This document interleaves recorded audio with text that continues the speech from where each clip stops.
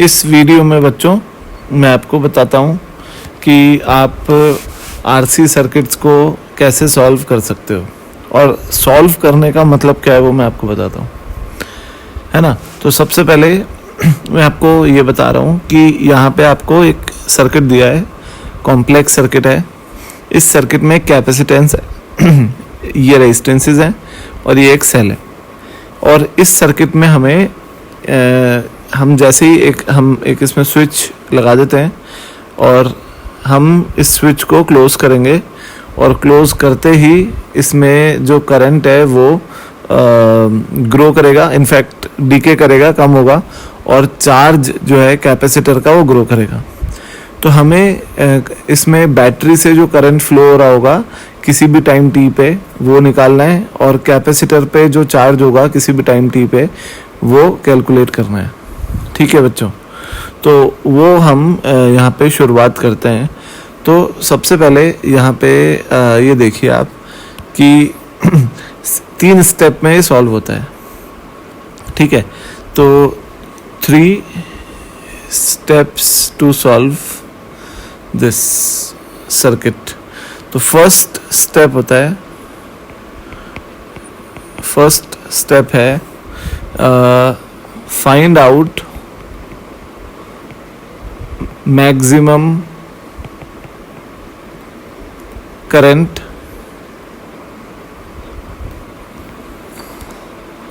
Eight t equal to 0। t equal to 0 पे maximum current आपको निकालना है, और t इक्वल टू 0 यानी व्हेन की इज क्लोज्ड। जैसे ही की क्लोज करेंगे उसको हम t बराबर 0 बोल रहे हैं, वहाँ पे आपको सर्किट का मैक्सिमम करंट निकालना है जो सेल से ले रहे हैं। ठीक है, तो यहाँ हम अगर इसको सॉल्व करें तो सबसे पहले आपको क्या करना होता है कि t इक्वल टू 0 पे जो कैपेसिटर होता है वो बेहोश होता है, यानी कैपेसिटर पे जो पोटेंशियल डिफरेंस होता है t बराबर 0 पे वो 0 होता है। पढ़ा है हमने ये।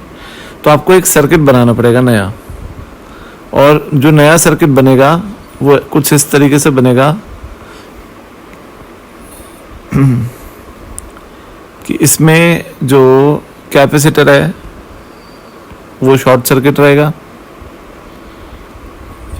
ठीक है, और जो रेजिस्टेंस है वो हम बनाएंगे, ये R है और बीच में R है और नीचे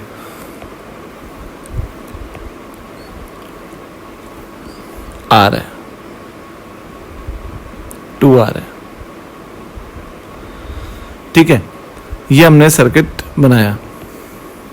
ठीक है, t बराबर 0 पे कैपेसिटेंस बेहोश होता है, और बेहोश होने का मतलब होता है कि कैपेसिटेंस पे कोई वोल्टेज नहीं है। ठीक है बच्चों, अब इस केस में आपको जो कैपेसिटेंस वाली ब्रांच है जिसमें कैपेसिटर कनेक्टेड है उस ब्रांच से पास होने वाला करंट निकालना है ना, इस टाइम पे। तो इस टाइम पे अगर अपन देखेंगे कि ये R और R पैरेलल में है, R/2, और R/2 और 2R है सीरीज में, तो ये हो जाएगा 5R/2। ठीक है, तो इक्विवेलेंट रेजिस्टेंस 5R/2 है, और जो टोटल करंट आ रहा है I, ये आ रहा है E/R इक्विवेलेंट यानी 5R/2। ठीक है, अब ये करंट जब ऊपर जाएगा तो इक्वल डिवाइड होगा 2 पार्ट में। तो जो अपन मैक्सिमम करंट बोलते हैं ना I0, वो हो जाएगा I/2, और ये ऊपर से जाएगा I/2। यानी जो I0 होता है ये मैक्सिमम करंट होता है t बराबर 0 पे, पर ये इम्पॉर्टेंट है कि ये उस वक्त जो t बराबर 0 पे करंट है उस वक्त ये कैपेसिटर वाली ब्रांच से जाने वाला करंट है, यानी ये वो करंट है जो कैपेसिटर वाली ब्रांच से जा रहा है। तो कैपेसिटर वाली ब्रांच से जो ऊपर से जा रहा है वो ये करंट है, तो वो ये करंट है E/5R। भाई I/2 तो कितना हो गया, E/5R। ठीक है, तो हमने आई नॉट निकाला। अब हम अगर इसका, ये तो हमारा फर्स्ट स्टेप हो गया। स्टेप 2 होता है टू फाइंड आउट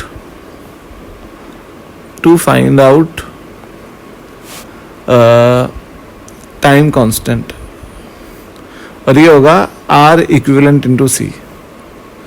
इसमें हमें क्या करना होता है कि इसमें हमने जो भी बैटरी लगी होती है उसको शॉर्ट सर्किट कर दो, है ना, शॉर्ट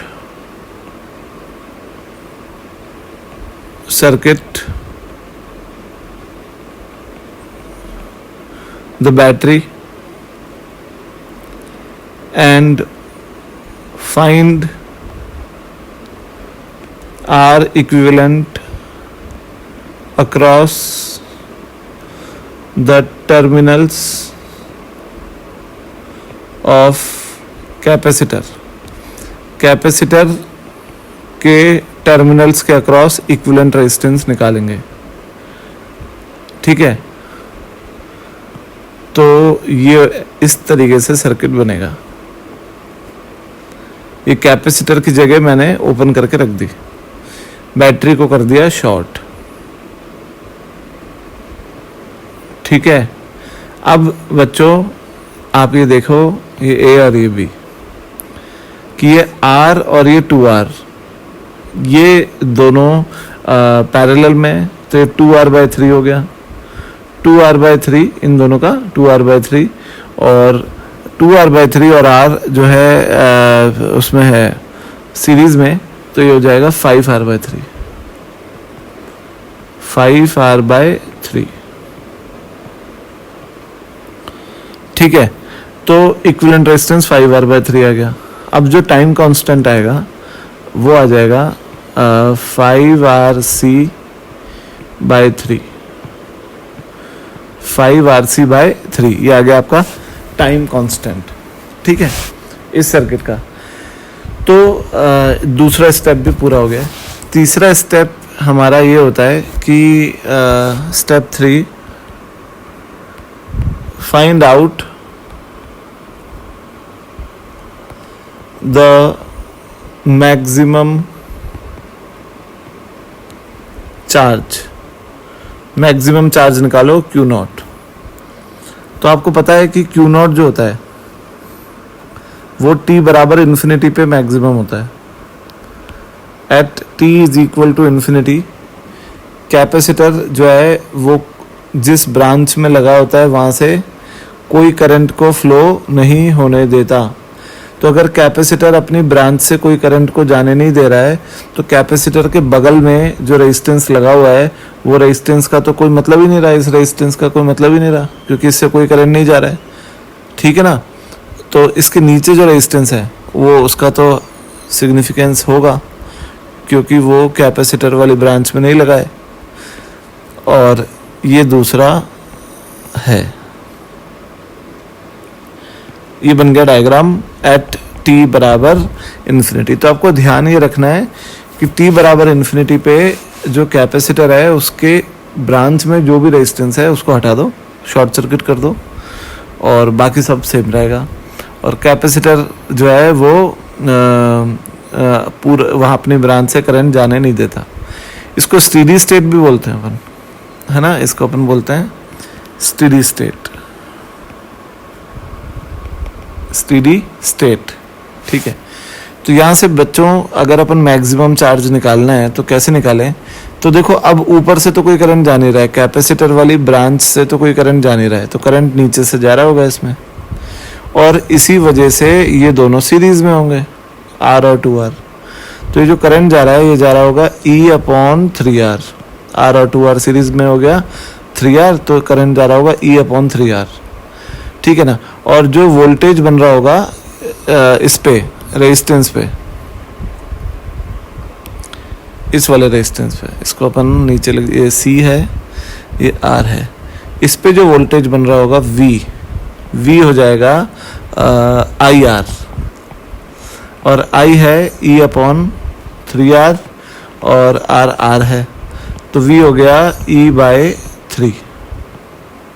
ठीक है बच्चों, और यही V कैपेसिटर पे भी होगा, यही वोल्टेज कैपेसिटर पे होगा, VC बराबर V, क्योंकि दोनों पैरेलल में है। तो अगर अपने को कैपेसिटर का चार्ज निकालना है ना, तो Q बराबर CV, यानी Q बराबर CV लगाओ, पर V जो यूज़ कर रहे हो वो वाला वोल्टेज होना चाहिए जो कैपेसिटर के ऊपर है। तो कैपेसिटर के ऊपर E/3 है, तो Q0 हो गया CE/3। ठीक है, अब आपने ये सारी चीज़ें निकाल ली। अब बच्चों आपको डायरेक्ट इक्वेशंस लिखनी है। सबसे पहले आप याद करो, अब ये याद करने का टाइम है कि करंट डिके होता है और चार्ज जो है वो ग्रो होता है। तो चार्ज की इक्वेशन होती थी Q बराबर Q0 और 1 माइनस e⁻t बाय टाउ, और अगर इसमें वैल्यू सब्सटीट्यूट करूँ तो CE/3 और 1 माइनस e⁻, अब देखो आप जो टाइम कांस्टेंट आया था 5RC/3 आया था, तो -t/5RC/3। ठीक है, भले ही आप 3 को ऊपर ला सकते हो। और चार्ज की जो करंट की वैल्यूज आई थी वो थी I0 I=I0 e⁻t/τ। तो ये हो गया। I0 की वैल्यू अगर पुट अप करूं तो I0 है E/5R, तो E/5R इंटू e⁻3 ऊपर ले आता हूँ, 3t/5RC। ठीक है बच्चों, ये आ गया आपका करंट की इक्वेशंस। तो यहाँ पे आपको करंट और वो जो चार्ज है उसकी इक्वेशंस बनानी होती हैं, तो इन 3 स्टेप से बनानी होती है। 3 स्टेप क्या क्या है मैं एक बार रिवाइज करा देता हूँ। पहला स्टेप है कि आप t=0 पे कैपेसिटर को शॉर्ट सर्किट करके जो कैपेसिटर वाली ब्रांच है उससे जाने वाला करंट निकालो, और वही करंट इस इक्वेशन का I बराबर I0 e⁻t/τ में I0 होता है, मैक्सिमम करंट है ना। दूसरा स्टेप ये है कि जो T time constant, equivalent time constant, step 2 में वो निकालो।